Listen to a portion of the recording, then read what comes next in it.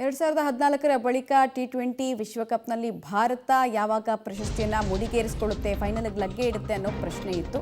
T20 ವಿಶ್ವಕಪ್ನಲ್ಲಿ ಫೈನಲ್ಗೆ ಭಾರತ ಲಗ್ಗೆ ಇಡೋದ್ರ ಮೂಲಕ ಕ್ರಿಕೆಟ್ ಅಭಿಮಾನಿಗಳ ಕನಸನ್ನು ಜೀವಂತವಾಗಿರಿಸೋ ಕೆಲಸವನ್ನು ಮಾಡಿದ್ದಾರೆ. ಸೆಮಿಫೈನಲ್ನಲ್ಲಿ ಇಂಗ್ಲೆಂಡ್ ವಿರುದ್ಧ ಭಾರತಕ್ಕೆ ಭರ್ಜರಿ ಜಯ ಸಿಕ್ಕಿದೆ. 68 ರನ್ಗಳಿಂದ ಭಾರತಕ್ಕೆ ಭರ್ಜರಿ ಗೆಲುವು ಸಿಕ್ಕಿದೆ.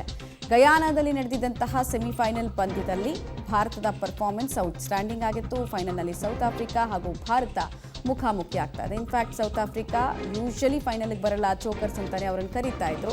ಸೊ ಅವರು ಆ ಕಡೆಯಿಂದ ಬಂದಿದ್ದಾರೆ. ಭಾರತ ಕೂಡ 2014ರ ಬಳಿಕ ಪ್ರಶಸ್ತಿ ಸುತ್ತಿಗೆ ಲಗ್ಗೆ ಇಡೋದ್ರ ಮೂಲಕ ಹೊಸ ದಾಖಲೆಯನ್ನು ಕೂಡ ಬರೆದಿದ್ದಾರೆ. ರೋಹಿತ್ ಶರ್ಮಾ ಅವರ ಕ್ಯಾಪ್ಟನ್ಸಿನಲ್ಲಿ ಸದ್ಯಕ್ಕೆ ಭಾರತ ಟಿ20ಯನ್ನು ಆಡ್ತಾ ಇದೆ.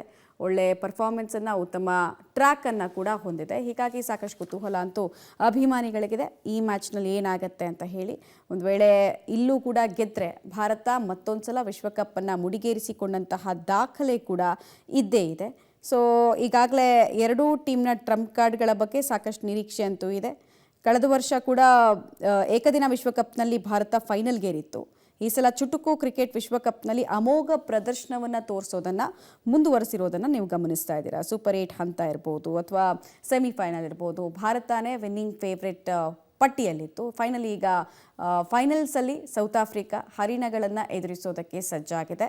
ಸೌತ್ ಆಫ್ರಿಕಾ ಕೂಡ one of the strongest team ಆಗಿದೆ. ಸೊ ಎಡ್ಜ್ ಯಾರಿಗಿರುತ್ತೆ, ಯಾರು ಟ್ರಂಪ್ ಕಾರ್ಡ್ ಪ್ಲೇಯರ್ ಆಗ್ತಾರೆ ಅನ್ನುವಂತಹ ಕುತೂಹಲ ಕೂಡ ಕ್ರಿಕೆಟ್ ಅಭಿಮಾನಿಗಳಲ್ಲಿ ಇದ್ದೇ ಇದೆ. ಗುಂಪು ಹಂತದಲ್ಲೇ ಹೊರಬೀಳುವಂತಹ ಆತಂಕದಲ್ಲಿ ಇಂಗ್ಲೆಂಡ್ ಇದ್ದಂತಹ ಸಂದರ್ಭದಲ್ಲಿ ಅವ್ರು ಬಂದಂತಹ ರೀತಿ ಮತ್ತು ಭಾರತವನ್ನು ಫೇಸ್ ಮಾಡಿದಂತಹ ರೀತಿ ಕೂಡ ಸಾಕಷ್ಟು ಇಂಟ್ರೆಸ್ಟಿಂಗ್ ಆಗಿತ್ತು. ಸೊ ಟಿ20 ವಿಶ್ವಕಪ್ನಲ್ಲಿ ಫೈನಲ್ಗೆ ಭಾರತ ಲಗ್ಗೆ ಇಡೋದ್ರ ಮೂಲಕ ಕ್ರಿಕೆಟ್ ಅಭಿಮಾನಿಗಳಿಗೆ ಖುಷಿ ತರಿಸಿದೆ.